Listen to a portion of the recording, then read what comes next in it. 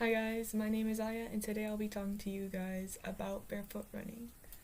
So, humans have been running without shoes for billions of years, but over the last few years there has been an increase of runners running barefoot, and there has been a large debate about it for years. Some people argue that barefoot running is more natural and better for you.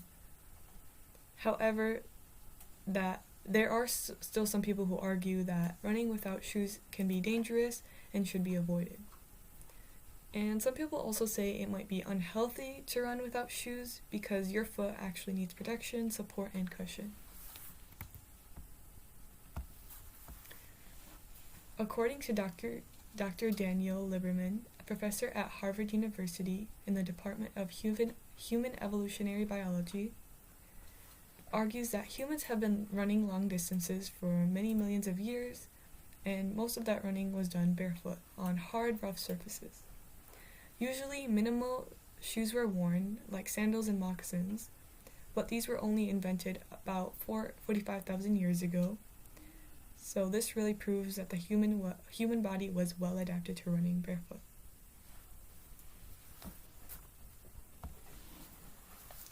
Barefoot running can improve strength and balance. It can also promote a natural running style, and it could even cause less injury depending on what you're using it for.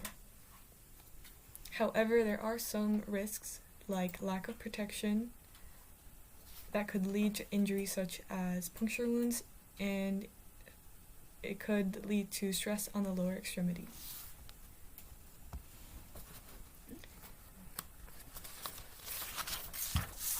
So there are some people who use minimalist shoes.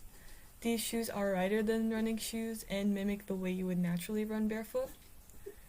They are lower to the ground and offer less cushioning, which may improve your stride and increase your sensitivity to the ground underfoot.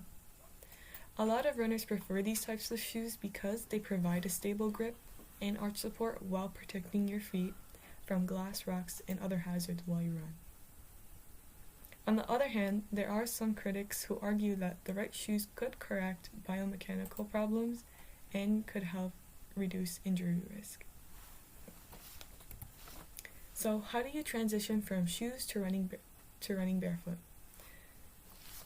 The change needs to be gradual to allow the foot to adapt to its new surroundings, especially the underside of your foot, which is really sensitive and should be gradually subjected to new surroundings. This will require you to run barefoot, to walk barefoot indoors and outdoors on clean, soft surfaces to get accustomed to the feeling. After that, you can begin 30 minutes of barefoot running twice a week so your skin is able to tolerate friction and load. Next is just an example of a schedule that a runner that's transitioning from wearing shoes to running barefoot would follow. And each week you are gradually progressing to get comfortable on soft surfaces before you start your way to paved surfaces. It is also really important to incorporate lots of strength training and flexibility exercises so your body is able to adapt to the surfaces. So really quickly, I just wanted to show the differences between someone who doesn't run barefoot and someone who does. So as you can see on the picture on the left over here and over here is someone who does not run barefoot. You can definitely see that the foot shape follows a closed shoe, which is very tight and compact. There's not really any flexibility or much movement, but on the right, these pictures, you can definitely see there's a big improvement and difference in how the foot is after barefoot running, which is the foot is much more open and more flexible and even more stronger. And you can see that right over here. You can see the muscles starting to take shape. And these are just my sources.